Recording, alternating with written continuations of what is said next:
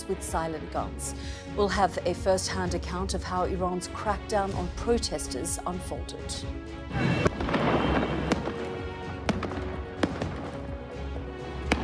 Kiarash fled scenes like this on Monday and is now in Germany. He's calling on Donald Trump to intervene. That's because Iran's security services are continuing to interrogate and imprison those who oppose the regime.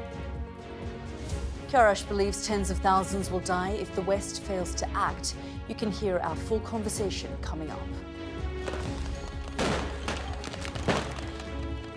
In Minneapolis, Donald Trump threatens to invoke the Insurrection Act after more unrest. Yes, I love this country so much, but what they're doing to the people... Can you believe this is America in 2026? Oh, no. No way. No. This is Nazi Germany in 1934. And find out what happened when Venezuela's opposition leader met Donald Trump at the White House hours after another tanker was seized. Plus...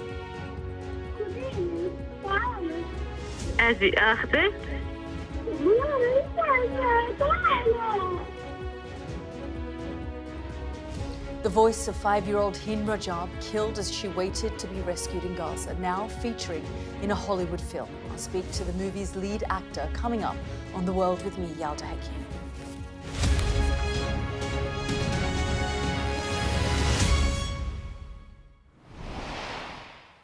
Good evening. 800 executions halted. That's the claim from Washington tonight. We've been waiting all week for America to act against Iran. Donald Trump wants the killings to end, and it appears he thinks they have. The president and his team have communicated to the Iranian regime that if the killing continues, there will be grave consequences. And the president received a message, as he revealed to all of you and the whole world yesterday, that the killing and the executions will stop. So is that it? Has the US president backed away from the brink? Well, not quite.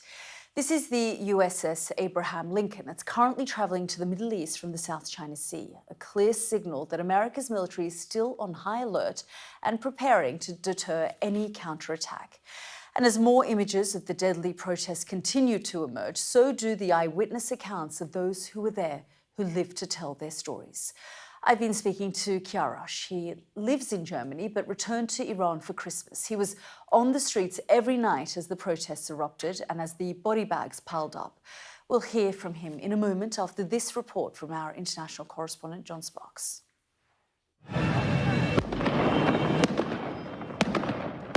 The protests in Iran have largely subsided as the state brings its repressive machinery to bear.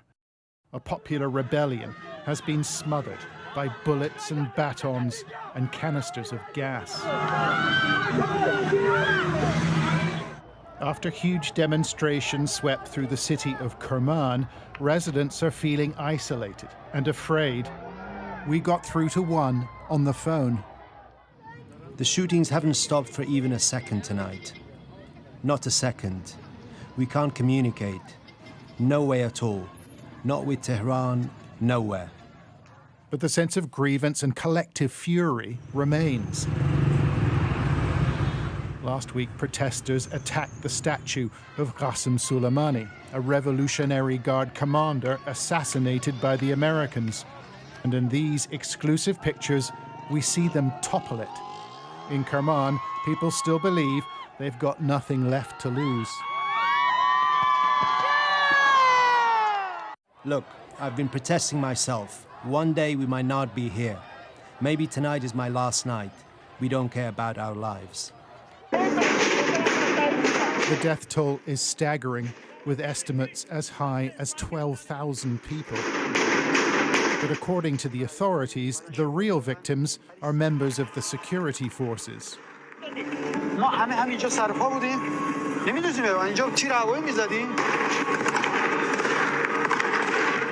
State TV tells its viewers this base in Tehran was targeted in a precise attack. They claim 2 militiamen were killed. ما تمام تلاشمون به خدا قسم داد می‌زدیم کسی نکشید جوانن نادانن می‌خواستیم بکشیم همون لحظه اول اگر اینا رو به رگبار می‌واسیم خیلی‌ها رو می‌کشتیم تمام می‌شد هیچ اتفاقی برای کمتری بود. Meanwhile, the chief of the Iranian judiciary was interrogating protesters on national TV. Here he questions a woman accused of throwing a concrete block on a policeman. How do you know they were security forces, he says. They were in uniform. I didn't mean to do it. I don't know why I did this childish thing. For many Iranians, the only way to express themselves is to escape. Like rapper Miraj Tehrani, who recorded this video in Turkey. He's been documenting the protests on his social media page and the crackdown as well. The men on bikes described as thugs, a threat to life and limb. Go, go, he says.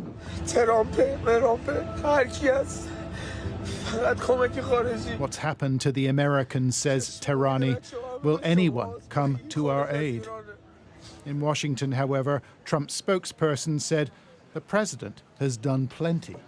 The president received a message, as he revealed to all of you and the whole world yesterday, that the killing and the executions will stop.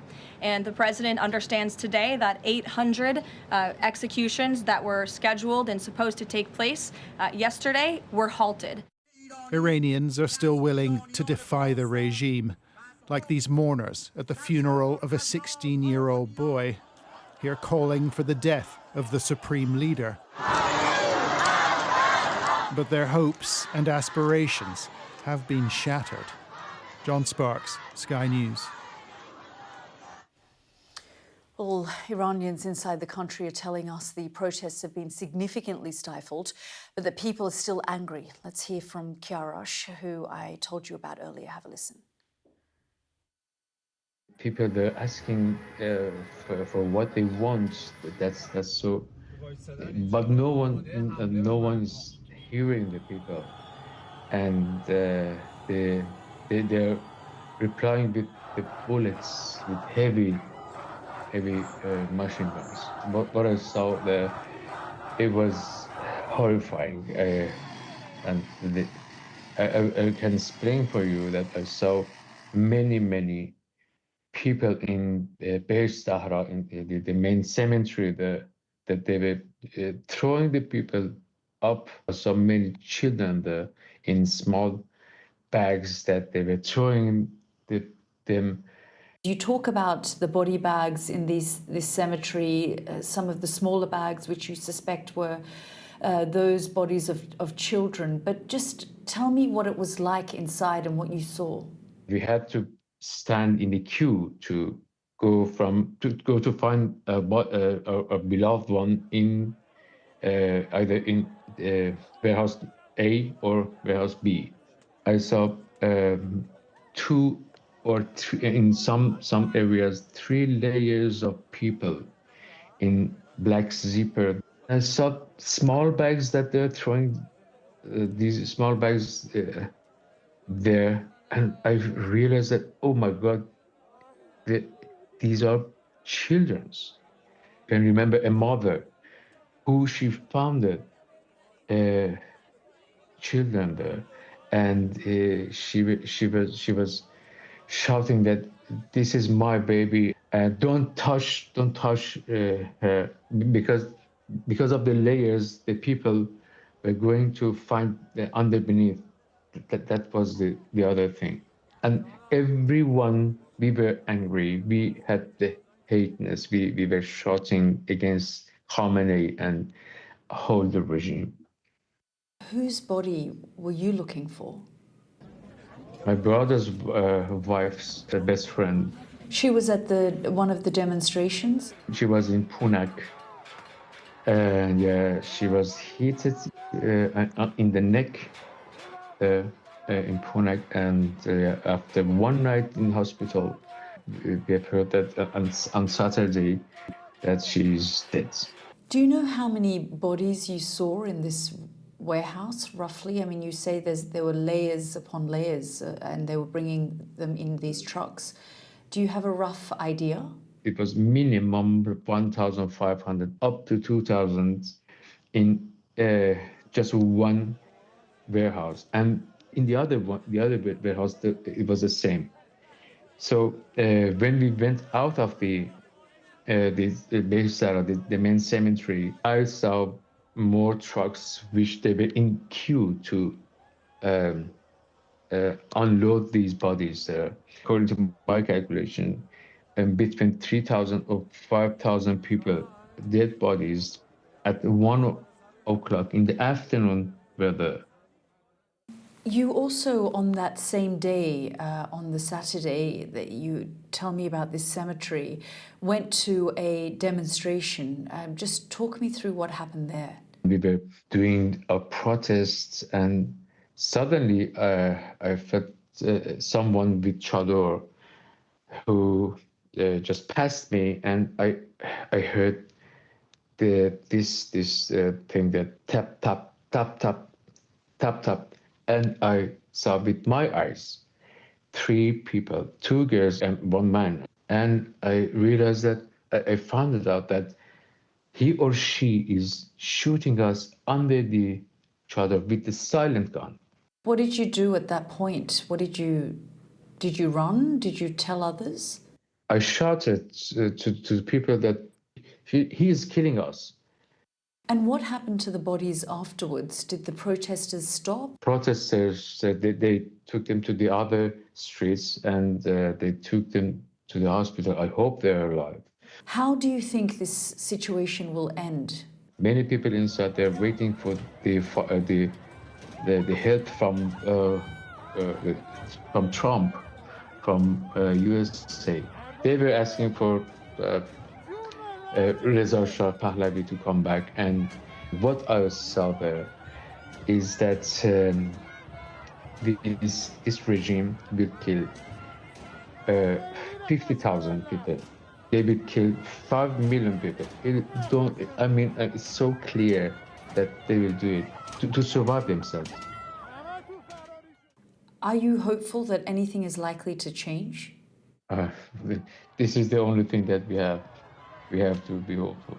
Reality is that the people, they can't change this system themselves. The other thing is that some of the European governments, they're still working with this regime.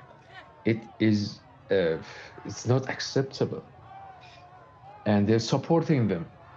But the people, they're waiting for something. And if this regime goes, many proxies will be cleared, and the region will be safer and better to live. The economy will move, you know? It's a difficult story to tell, and very personal for so many of you, and you've witnessed it. We're grateful for your time. My pleasure. It was my duty, and thank you for sharing my people's voice to the world. And I hope that this nightmare will be finished very soon. That was Kiarash speaking to me there from Germany, but he was in Iran in the last few days. Well, a plea to Donald Trump from one man who witnessed the killing of protesters firsthand, and thousands of miles away in Minneapolis, the US president is threatening to invoke the Insurrection Act and deploy troops. Demonstrations have flared up again there after a man was shot in the leg by US immigration officers. That incident took place just a few miles from where mother of 3, Renee Good, was killed by an ICE agent a week ago. Our US correspondent Martha Kellner is in the city and sent us this report. A new fury has been unleashed in Minneapolis. Down this street, a man from Venezuela shot by an ICE immigration officer. Just a week after a woman was shot dead by ICE, a 15-minute drive away. And this is the result. You can see the ICE agents moving up, trying to expand the perimeter they have around the shooting scene. Tensions were already elevated here. This will only inflame them further. Officers using flashbangs and tear gas to try and break up this crowd. 6 children were taken to hospital after the car they were in was hit with gas. Their father says they were here visiting a relative. I don't know if it came from the bottom, came through the vents, but my car just filled up like it caught on fire. And your kids? My kids can't breathe. They're at the hospital. Someone else has been shot in this innocent people. tonight. Innocent people, innocent kids. Did you tell the officers what they'd done? Yeah, I was arguing with the officer to call the ambulance for 5 minutes. He wouldn't call the ambulance? No, he told me to call them back and get them on the line. Go home! Go home! Part of the anger being directed towards ICE is because of their perceived aggression, and this is doing nothing to help. I was literally the one like this, and then I was standing closest in front. They shot me up and down, pushed me really hard, pushed me, and then shot me like close. With, I mean, just these things. With what? Pepper bullets, I think? Pepper balls, and I think maybe rubber. Yes, I love this country so much. I think it's the greatest country in the world. But what they're doing to the people, this is what they'll do to me. They'll shoot a woman in the face. Stories of people being violently dragged from their cars or plucked from bus stops by ICE are spreading here. They're trying to kill our people. They're trying to take our people from our state. For what reason? We do not know why. Leave us alone. We don't need y'all here. We don't want y'all here. Go somewhere else. I just live 3 blocks down, and what the hell is this? Look at them. They're in army fatigues. They're all lined up blocking the street, standing there with their rifles. Can you believe this is America in 2026? Oh, no. No way. No. I never thought. This is Nazi Germany in 1934. 3,000 ICE agents have been sent to this city by Donald Trump to carry out his migrant crackdown. What's your name? What's your name? Critics say they're inadequately trained and pressured with arrest quotas to meet. It's a combustible combination, and it's being met with increasing resistance. Nobody knows where this goes next. And Martha was at the scene of another protest outside ICE headquarters today. Have a listen. I'm at the Whipple building, which is the federal government building here in Minneapolis. This is effectively the offices of ICE immigration agents in this city. And that's why you see such a large number of people protesting here. Obviously, it's just the morning after another shooting involving an ICE immigration agent. You can just see here the police officers are moving, trying to establish a bigger perimeter outside the federal building. You can hear some flashbangs going off. There's tear gas too. And people panicking, trying to get away from the tear gas. I'm just moving out of the way. As you can see, police with those weapons drawn, they're firing tear gas and pepper bullets too. There's someone who's fallen over. A massive load of tear gas coming out.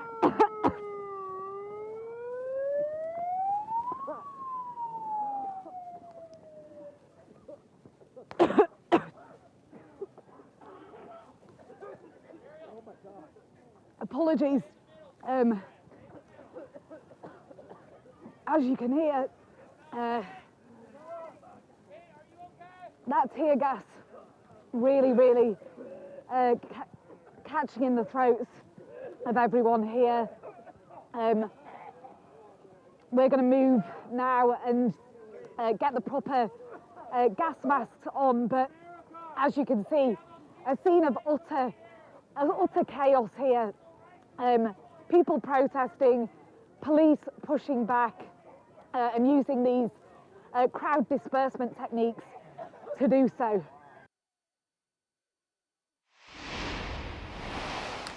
Martha Kellner with that report. Let's go straight to Washington now, where Venezuelan opposition leader Maria Corina Machado has been meeting with President Donald Trump. And she is now with some reporters. Of course, she won the Nobel Peace Prize, and she has offered to share that award with President Trump. Our correspondent, James Matthews, has been asking her some questions about that. Let's have a listen. Maria, did you offer to President Trump your Nobel Peace Prize? I presented the President of the United States the medal of the Nobel Peace Prize, and I told him this, listen to this. 200 years ago, General Lafayette gave Simón Bolívar a medal with George Washington's face on it. Bolívar since then kept that medal for the rest of his life. Actually, when you see his portraits, you can see the medal there. And it was given by General Lafayette as a sign of the brotherhood between the United States, the people of the United States and the people of Venezuela in their fight for freedom against tyranny. And 200 years in history, the people of Bolívar are giving back to the heir of Washington a medal, in this case a medal of the Nobel Peace Prize, as a recognition for his unique commitment with our freedom. Is it his now? Is it his now? No. En español. Okay, lo voy a decir. Maria, in Spanish, please. did he accept it? Did he accept it, Maria? Maria, did he accept it? Miren, le decía al presidente Trump que hace 200 años el general Lafayette le entregó a Simón Bolívar una medalla con la cara del presidente George Washington. Y desde entonces Simón Bolívar nunca la dejó, hasta el día de su muerte. Justo 200 años después. I need to move, please. Give me 1 second, please. Just give us we're leaving. You're looking at live images of the Venezuelan opposition leader, Maria Corina Machado, who has arrived at the White House. She was welcomed earlier by President Donald Trump, and you can see that media scrum surrounded by journalists who are asking her all sorts of questions. You heard there from our James Matthews, who asked her about the Nobel Peace Prize. Of course, she won the Nobel Peace Prize, and she's offered to share the award with President Trump. And our James Matthews asked about that. She said she presented the Nobel Peace Prize to the president, but she didn't take his follow-up question, which was, did he accept the prize? So no doubt we'll hear from Donald Trump about whether he's accepted that prize or not from the Venezuelan opposition leader, Maria Corina Machado. Her trip there to Washington comes just days after US forces captured the former president, Nicolas Maduro, who was whisked away to New York and taken to court, where he's believed to reappear in March when his trial will begin. But let's just have a listen into the press who have surrounded Maria Corina Machado. We can hear them singing. Let's just have a little Guys, listen. get out of the road! Make a hole! Get on the sidewalk! Get on the sidewalk! Move! Como siempre, todos la amamos. Me dijo que le fue bien en ambas reuniones. Makes her way through the scrum there of reporters that you can see there, our camera capturing that moment of her just making her way through security forces, trying to weave her through that crowd. She's trying to make her way to a live point where she will address reporters, journalists, but the Venezuelan opposition leader arrived in Washington to meet with the US President Donald Trump. There's been a lot of rumors in the last few weeks since the president, Nicolas Maduro, the Venezuelan president, was taken from Caracas and whisked away to New York, where he arrived in court and the beginning of his trial. We understand he will reappear in court in March, and it is going to be an incredibly long trial. You're seeing Maria Corina Machado there getting inside that vehicle to make her way to the live point where she will be speaking to reporters. But just a sense of the popularity there of all those crowds, journalists from around the world surrounding her vehicle, trying to get a glimpse of the Nobel Peace Prize winner and opposition leader of Venezuela, who has arrived in the White House to meet with Donald Trump. We've just got our James Matthews there. And James, can you hear me? James, can you hear me? James, it's Yalda back here in the studio. Can you hear me?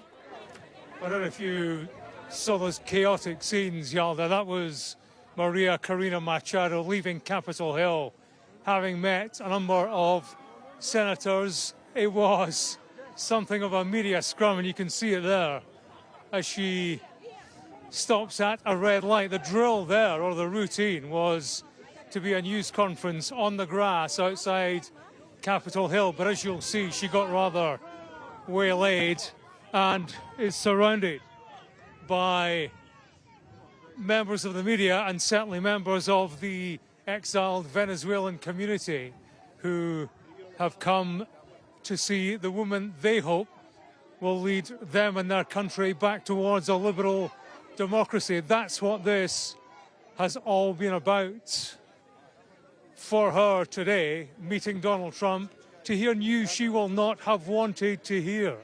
He retains the position that she's not tough enough, is not the woman to lead Venezuela.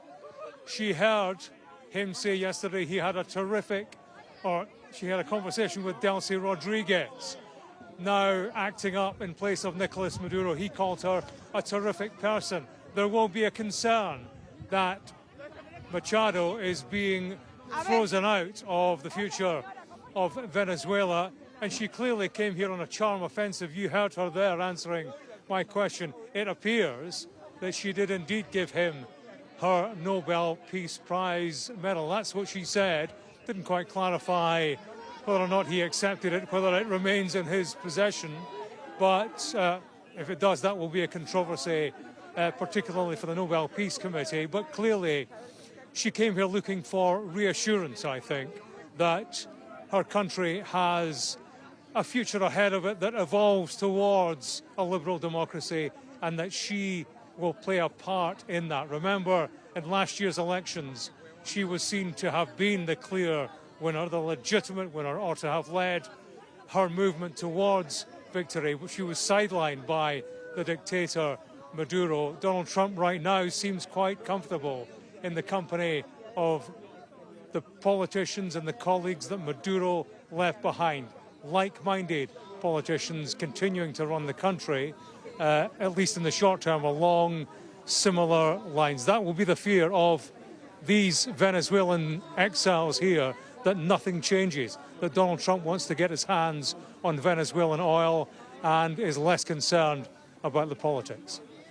Yeah, James, I hope you can hear me now. But, you know, you talked there about the concern that she would somehow be left behind. She's now appeared in Washington just a week and a half or so after Nicolas Maduro was snatched from Caracas. And then there was this feeling that Donald Trump was sidelining her and the opposition, that there'd been a rift between her and the Trump administration. But her arriving there sends quite an interesting signal and message to the Venezuelans there, and of course to all the Venezuelan watchers who are waiting to see what happens next. But it appears that we have lost James Matthews, and only James Matthews could make his way through that scrum, ask her a question, come out the other end and speak to us live, even though he couldn't hear a word I was saying. But you're looking at those images from a little bit earlier of Maria Corina Machado, the Venezuelan opposition leader and also the Nobel Peace Prize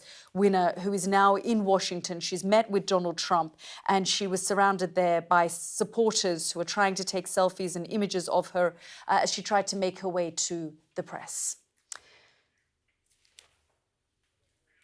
I do believe James is back. James, can you hear me? Yeah, yes, Yalda, I can hear you now.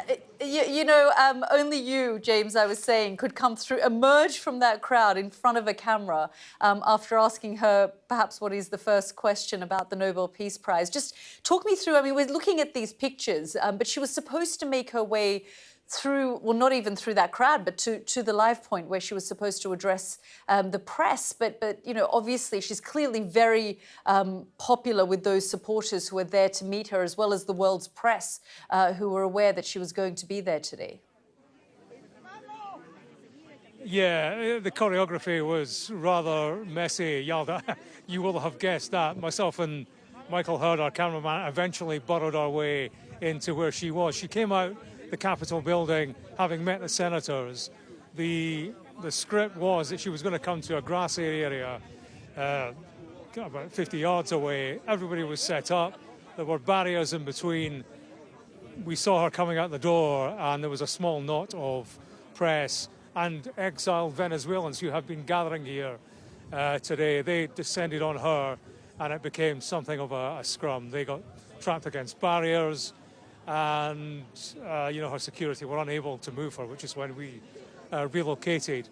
I don't know if you heard, I couldn't hear you. I don't know if you heard me in the past couple of minutes just chatting about why she was here, her seeking reassurance from Donald Trump. I think that's why she has come here, to seek reassurance that she has a part to play and a role in the future of Venezuela. She looks at a situation where Maduro's been captured, but those he left behind, colleagues of a similar political persuasion, are in charge, and Donald Trump appears to be happy with them. He speaks of a phone conversation with Delcy Rodriguez, Maduro's mini-me, calls her a terrific person, seems quite content with the way that things are going, certainly in the short term.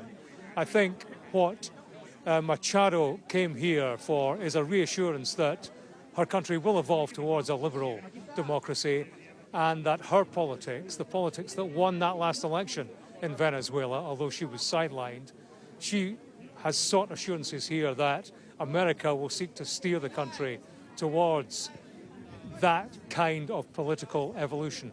I don't think she's got it in the short term. We heard Caroline Leavitt saying that Trump is still of a similar mind, that she is not the person to lead Venezuela at the moment. That will concern her, and she's clearly been here on a charm offensive because she has given him, she said she gave him, the Nobel Peace Prize. Quite what he's done with that, we didn't quite get the answer to that, Yalda, but we will find out in due course. Whether that lands a result for Machado, who knows, but she's certainly trying to push all the buttons with the American president, trying to make sure that he's got the Venezuelan politics in mind, beyond access to Venezuelan oil reserves. James, thanks so much for giving us that very close glimpse of how to get through a scrum, ask a question, come out the other end and do a live. We could hear you throughout. Thank you so much. Now, 4 astronauts have landed back safely on Earth after the first ever emergency return from the International Space Station. NASA says an unnamed crew member had serious medical conditions and is now fine and in good spirits. Our science correspondent Thomas Moore reports. Glowing on NASA's infrared cameras, the crew capsule that served as a space ambulance descended beneath a canopy of parachutes and splashed down in the Pacific Ocean. On behalf of SpaceX and NASA, welcome home, Crew 11. The first medical evacuation from the International Space Station. That's NASA astronaut Zena Cardman, wrapping up her first mission to space, commander of the Crew 11 spacecraft. The crew emerged from the capsule unsteady on their feet after 5 months in microgravity. NASA won't say which of them had a medical problem, but it was serious enough to bring them and their 3 crewmates home a month early for urgent care in hospital. All crew members right now are they're safe, they're in good spirits, they're going through the standard post-splashdown medical checks. Yeah, I think probably the best moment of all was just seeing the reactions of the families that had come here at Johnson Space Center to watch their loved ones come back safely from space. The International Space Station has medical equipment for many problems: a defibrillator to restart the heart, an ultrasound machine to see inside the body, and a mini pharmacy of more than 190 drugs. NASA would still expect a medical evacuation every 3 years, yet until now there hasn't been a need to bring anybody home early in its 25-year history. The space station won't say what the medical problem was and doesn't know yet whether it was related to living in microgravity, which has a big impact on the human body. When astronauts go to space, they're not moving around as much. They're not fighting against gravity. And so their muscles waste away, their bones, they lose bone density. And this can have large effects on their health. In the case of bone density loss, calcium can build up in their urine, for example, and this can lead to things like kidney stones. But with astronauts set to fly to the moon as early as next month, medics will want to learn any lessons they can. Space travel is hazardous, and the further humans venture from Earth, the greater the risks. Thomas Moore, Sky News. Votes are being counted in parts of Uganda in the presidential race between Yoweri Museveni and opposition leader Bobi Wine. Amid an internet shutdown, there have already been opposition accusations of rigging. Our Africa correspondent Yusra Elbegir has this report. Uganda is in a complete internet shutdown, with its people voting for the next president in the haze. There's a sense of inevitability over who will win, as the country's ruler of 40 years bids for another 5. But young people are rallying behind his opposition. The musician turned politician Bobi Wine, channeling his onstage charisma to garner political support. The regime is scared about us. We are the real opposition. And the regime knows that they are losing. They are losing this election, so they are intending to rig it massively. The election is being rigged as we talk right now. The internet is off and the journalists are not allowed in some places. And the power of the people comes with a cost. Yeah. Your supporters are being targeted, arrested, beaten to death, shot in the head. What protection are you offering them? They come out and support you and they face the security apparatus in full force. It is not me to offer protection. It is all of us as citizens. I'm only one Ugandan. I offer myself as a leader. A leader sees the way, goes the way, and shows the way. I saw that way, I went that way, and I'm showing it to the masses. Every struggle for freedom is not without a cost. Jail, beatings, death, and we are not oblivious of that. One of Bobby's supporters was killed here 2 days ago, in his neighborhood polling station and stronghold. The security forces are fully deployed, and it's very unlikely that Bobi Wine will be declared the winner of this election. But in spite of that, people are here in the hundreds to see him vote for himself as president. This is the second time he runs for president. The last election that he says was rigged was Uganda's most violent to date.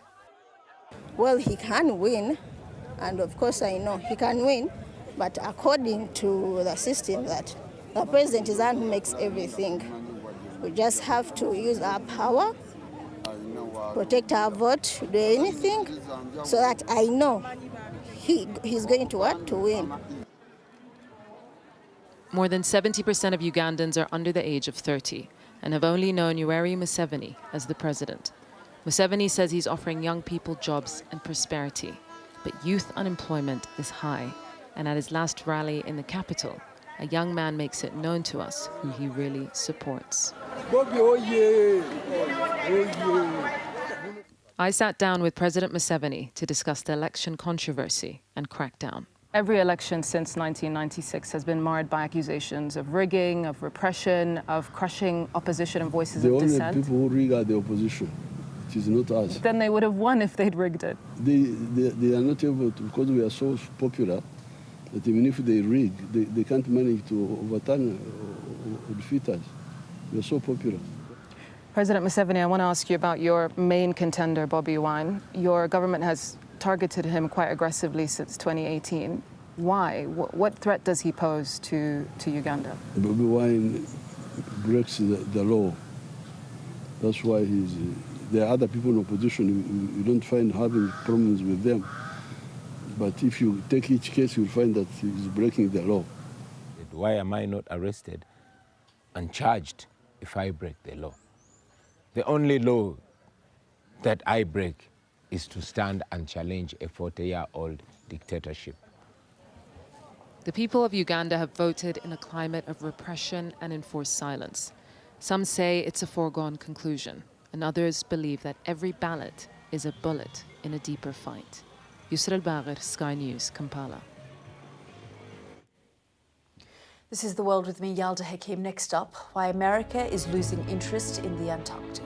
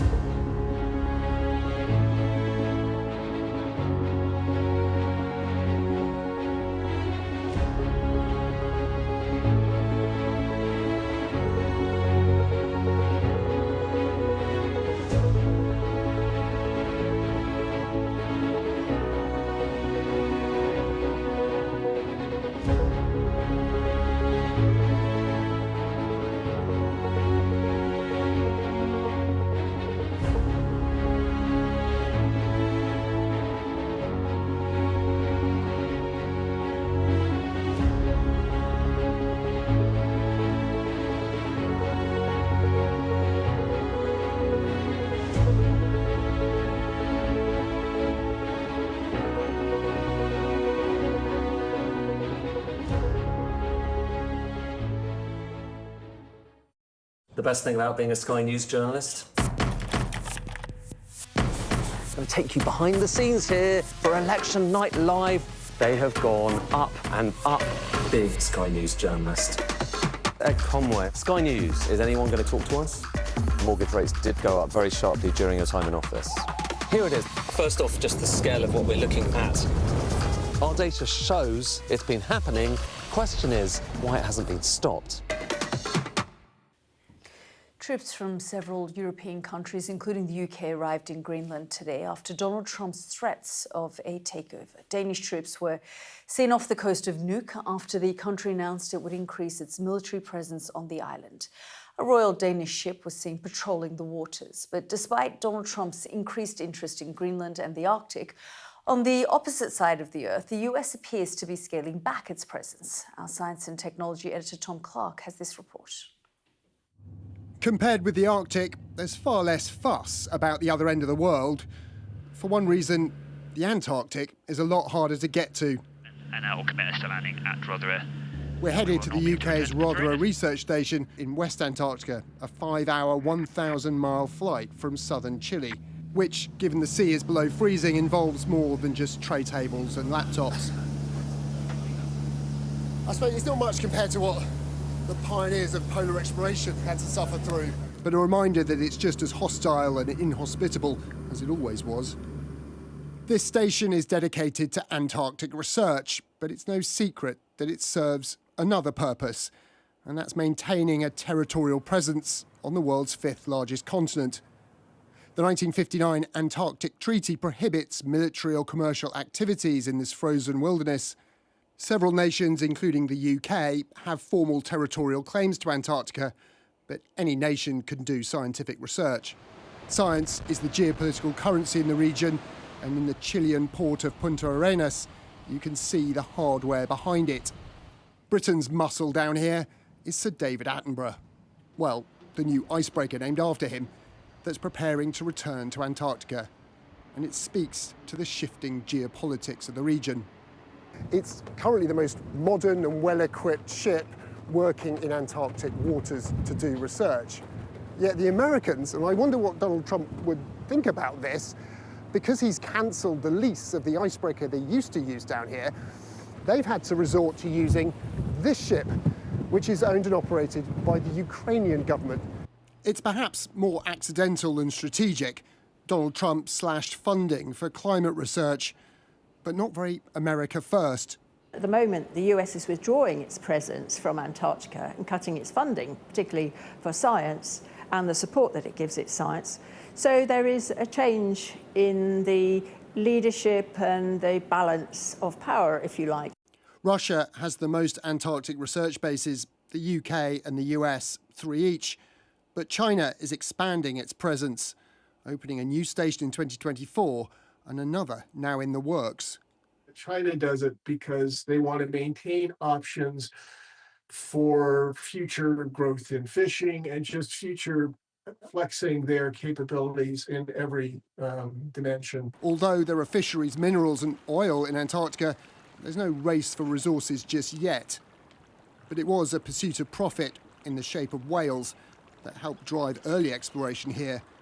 Now, as the Antarctic warms, its ice melts and territorial conventions seem less stable. Who's to say how long this continent remains a wilderness? Tom Clark, Sky News, Antarctica. It was one of those moments during the war in Gaza that's impossible to forget. The voice of a 5-year-old girl trapped in her family's car, pleading with paramedics for help. This is how Sky's chief correspondent Stuart Ramsey reported on the final hours of Hind Rajab. After the initial attack, 2 people were still alive. Hind and her 15-year-old cousin Leanne, who spoke to the Palestinian Red Crescent, begging for help. Hello, marhaba. انتم متخبيين؟ في السيارة احنا جنبين الضفادع. انتم جوا السيارة؟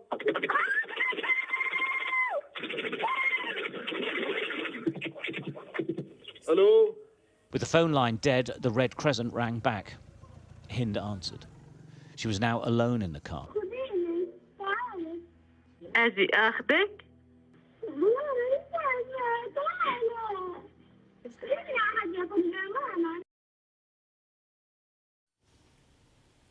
I'm so scared, please come. A desperate cry for help. But hours later, Hind was dead. The paramedics sent to rescue her were also killed. Hind's mother has made clear she never wants her daughter to be forgotten and gave her backing to the director of a new film, The Voice of Hind Rajab. Just take a look. عزهيل بنت حمادة عمر سلام هنود انت شو اسم العيلة؟ شو اسمك الكامل؟ رجب حمادة. هند رجب حمادة. Hind Rajab Hamada, the voice you heard there is hers, and the actor playing the paramedic is Motaz Malhiz, who I'm pleased to say joins me now. Thank you so much, Motaz, for joining us. I mean, it's still so difficult, really, to listen to her voice. Yeah, it is.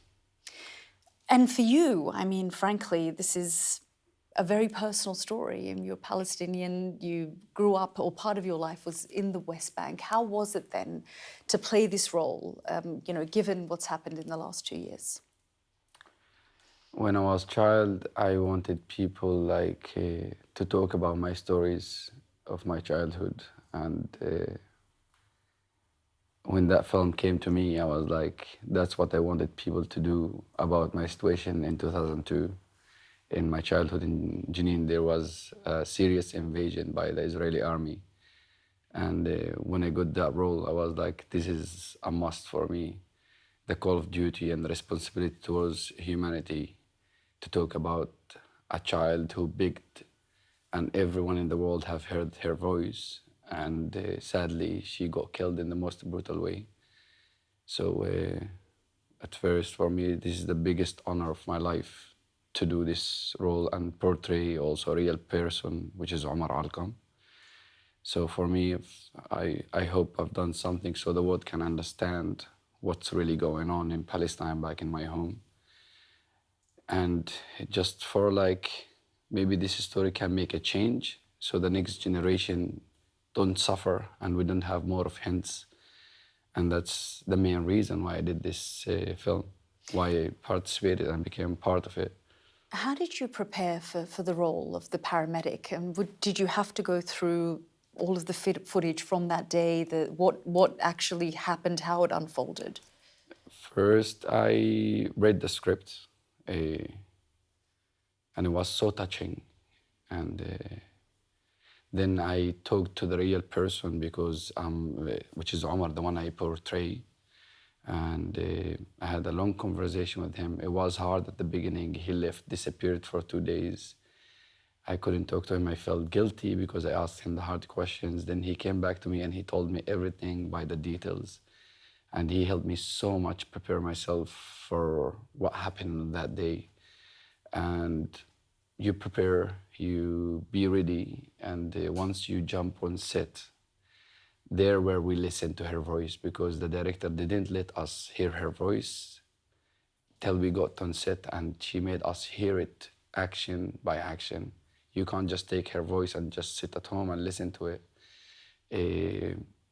But everything you plan in your mind that you're gonna do this and that, the moment you hear her voice, you just follow her. And for me, that was a moment of truth all the time, because you are responding and you're hearing a real voice. So there was not even a place for acting in there. It was truthful. So all the preparation is something, but once you jump on there and you hear her voice, it's just like you follow. And that's what I did. Was it traumatic, listening to her voice and having to also perform at the same time?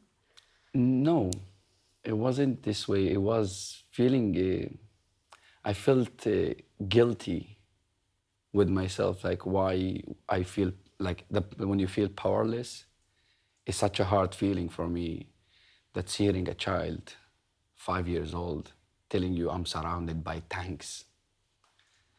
And you really want to help, but you can't. That's what's traumatizing, not her voice. It's like the feeling like that moment when you feel powerless, that you really want to do anything. You just want to jump into the phone and just hug her and try to protect her.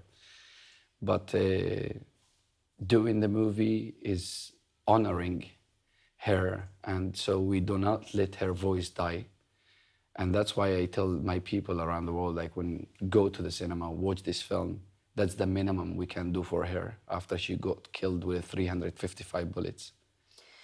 And Hind's story is one that we know, because there are more than 22,000 Palestinian children who have been killed over the course of the last 2 years, and we haven't heard all of their stories.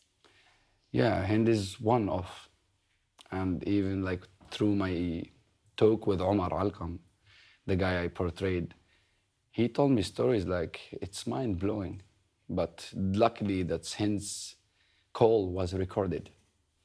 If it wasn't recorded, like, it would be like really hard to bring it to the world. The people, like, sometimes you need to feed the world with a spoon to tell them what's going on in Gaza. This is a genocide. This is not a joke. And it's scary that you need to explain to the world that's through a film about what's going on in there. It's like, it's really hard for me, like, that's what's going on. But sometimes you need to make cinema and films so the world can understand what is happening in there. And I hope we did our part. And now it's the part of the media, the part of the people to respond to that, the part of the leaders around the world to take actions. I'm just an actor. In the end of the day, I'm not a decision maker. But all I can do is art. And that's the thing I chose since I was 10 years old, is to act, to tell a story, in hope that I can have a better world. And yeah, as I told you, like, Hind is one of 22,000. It's just one. There is many stories. Do you hope to be able to tell theirs as well at some point? Yeah, of course. I would be honored to. This is like voices that need to be honored. That's the way I see it. And innocents, angels. Murtaz, thank you so much. We're really grateful that you've joined us. Thank you. Well, thanks for joining us this evening. The team and I will be back on Monday. News at 10 is up next. Good night.